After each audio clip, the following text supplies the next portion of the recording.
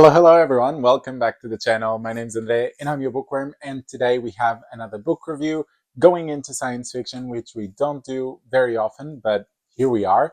And today we are actually continuing a series that we started kind of like 2 years ago, more or less. I did the first book and then I didn't pick the second one until now, but we finally are here and we are reviewing Judas Unchained by Peter F. Hamilton. So Judas Unchained is the second book of a duology called Commonwealth Saga. The first book was called The Pandora's Star. I don't know if you ever heard of it. I've read and reviewed it here on the channel and I loved it. You can check it out by going through the thumbnails or clicking the cards up above. You know the drill. You can go, check it out, put a like, leave a comment, and then come back and we'll get on to this actual book. Now, what can we say about this specific book, Judas Unchained? Well, this book was published in 2005, so celebrating its 20th anniversary. It is an epic science fiction, space opera book, genre, subgenre, whatever you want to call it. And first of all, a warning, it is a chunky. This book, or this edition I have, has over 1,200 pages. So be ready, it's a lot going on for a long time, but if you love big books and you cannot lie, then you're gonna love this one. The book has been rated by almost 40,000 people, and the average score it has on Goodreads is a 4.3 out of 5. And if you've been following here on the channel, you know that for a science fiction book, anything above a 4, it's excellent. So having a score of 4.3 out of 5 is really high and unexpected. Now, does this match what I think or not? Let's figure it out. First, we're going to go through our usuals, which is synopsis and the scores from the previous book. But first of all, synopsis. If you're new, I'm just going to narrate it so that you can get a sense of what the book is about. But if you don't want to hear anything, because spoilers, since it's the second book, or because you already know and you're not really interested, just skip to the next timestamp, which should be that side, and you'll be all good to go for the review. All right? Hope you've given enough time. Let's go. Robust, peaceful, and confident, the Commonwealth dispatched a ship to investigate the mystery of a disappearing star, only to inadvertently unleash a predatory alien species that turned on its liberators, striking hard, fast, and utterly without mercy. The Prime and the Commonwealth's worst nightmare. Coexistence is impossible with the technologically advanced aliens who are genetically hardwired to exterminate all other forms of life. 23 planets have already fallen to the invaders, with casualties in the hundreds of millions, and no one knows when or where the genocidal Prime will strike next. Nor are the Prime the only threat. For more than 100 years, a shadowy cult, the Guardians of Selfhood, has warned that an alien with mind control abilities impossible to detect or resist, the Starflyer, has secretly infiltrated the Commonwealth. Branded as terrorists, the Guardians and their leader, Bradley Johansson, have been hunted by relentless investigator Paula Mayo. But now, evidence suggests that the Guardians were right all along, and that the Starflyer has placed agents in vital posts throughout the Commonwealth. Agents who are now sabotaging the war effort. Is the Starflyer an ally of the Prime, or has it orchestrated a fight to the death between the two species for its own advantage?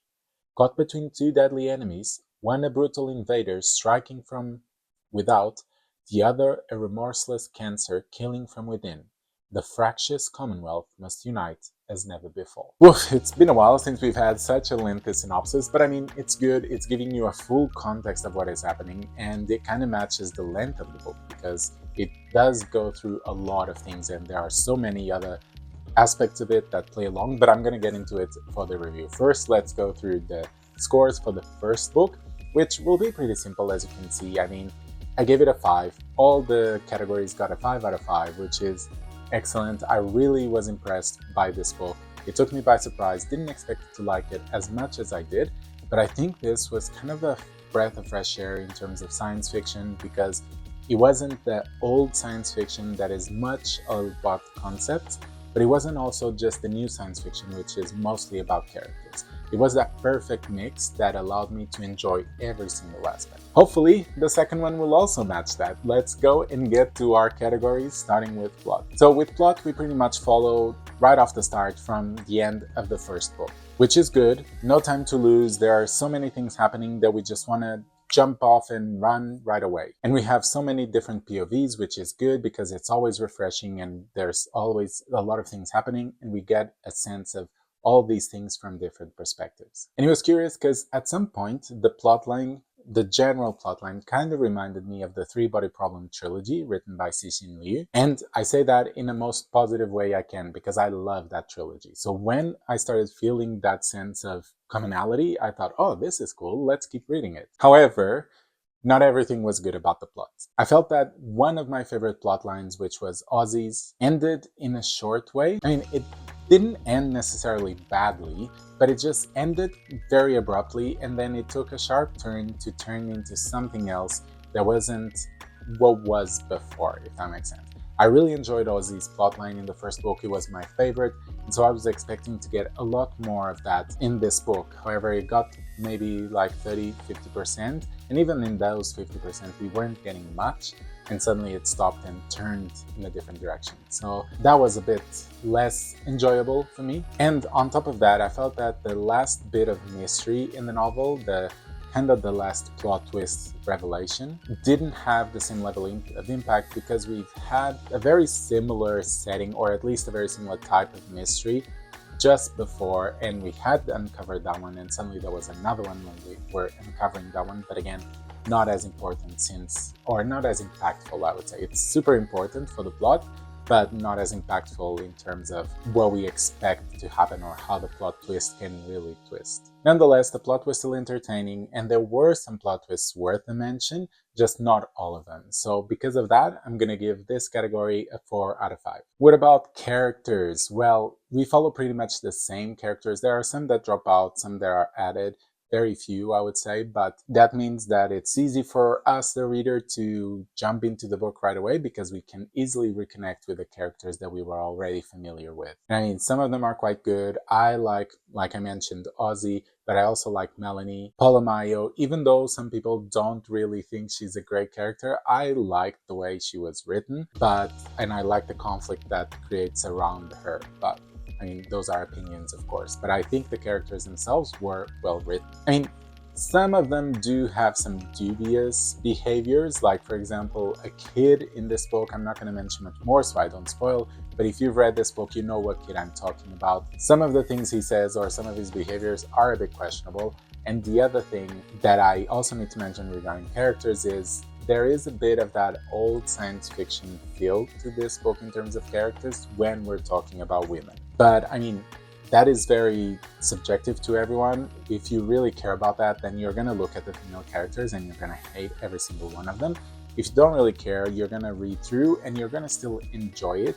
But there is definitely a difference between how the male and the female characters are portrayed. So take that into account. But I mean, for me, all of the characters were surprising, they were fun to read, and also they turned out sometimes unexpectedly and did things that, again, I wasn't expecting. So that's always good. And it all kind of fit in the arc that they were having. So it wasn't like they were behaving out of character. And I think the way the duology ended was able to give a good closing arc for every single character, which is very hard to do. So I enjoyed that. And overall, I'm going to give a 5 out of 5 for this category. World building is our next category, and this world feels immense. I mean, it is immense. We're talking about the universe, right? But that is a good thing because, again, if we're talking about the universe, we expect it to be immense. And so if the author wrote it in a way that it felt that was very constrained, that wouldn't really go along with what I think the world building should be.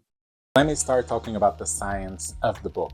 I think Peter F. Hamilton writes it in a way that always feels fascinating. I mean, from the way certain aliens use to the Ock tattoos to the wormholes. I mean, I know that I said before that the plot was giving Three Body Problem vibes, but if I had to compare the world building with another book, I would say the world building was giving a lot of Hyperion and Endymion vibes. Really, really strong. And again, full compliment. I really love that series. So I think that combination of Three Body Problem with Hyperion and Endymion all together created this book. And if the author was inspired by those, I mean, maybe not the Three Body Problem because it came after, but by Hyperion and Endymion, I think it was just a great inspiration. And I think it was also such a good tool to ensure the characters can explore vast distances or can travel vast distances and explore different worlds while still being contained in the plot that they're doing, so not really breaking the story. And then we have the other aspect of the world building, which are the aliens and the different cultures that all these creatures have, which were also really well done, and every single one felt very distinct of each other. Like I said, I think Peter F. Hamilton did a great job at this. The world or the universe feels deep, complex, and fascinating. It's really one of those universes where you wish there were more stories, just exploring different parts of it and different characters so you can just keep exploring. So because of this, I'll give a 5 out of 5 for this category. Now, writing style, which is mostly three aspects: prose, pacing, and the messages that the book sends. Regarding prose, I think Peter F. Hamilton's prose is really good, is enjoyable, it's able to provide good descriptions without being very lengthy, and just good enough to create a depiction in your brain, but still allow for some imagination from yourself. And the science part of it, don't be afraid, it's not really hard science, but the way it's described, it also feels fascinating, curious, and I think it's easily understandable. Regarding the pacing, I thought it was good overall, but I definitely felt a bit of a struggle halfway and at some other points. But then again, this is a book with 1,200 pages, so it is very hard to maintain the pacing at a regular level, or at least to have different levels if you're going for such a long time. But I mean, I'm still trying to decide if 1,200 pages were really necessary to tell this story, or if we could have cut some parts of the story, some arcs that would have trimmed it and make it more concise, maybe even more impactful. As for messages, there weren't really any great messages from this book, like for example, with Pyramids by Terry Pratchett or with Babel by R.F. Kuang, which I mentioned greatly their messages. But I mean, not every book needs to have a message, a big message to transmit. There was still a good message in this book, just not amazing, but I'm not going to take points out of it because of it. So overall, I think Peter F. Hamilton delivered in all these three aspects. Of course, maybe not as good with the depiction of women in the story, but overall, I'm going to give a 5 minus to this category, just because, again, for me it's not a perfect because of those pacing issues, but it is really, really close to that. And finally, enjoyment. How did my enjoyment fare when I was reading this tome? Well, the enjoyment started off brilliantly because I was very keen to read this second book. I had read the first one, it was a 5 out of 5, so I was like, great, this is going to be a great book, let's get going.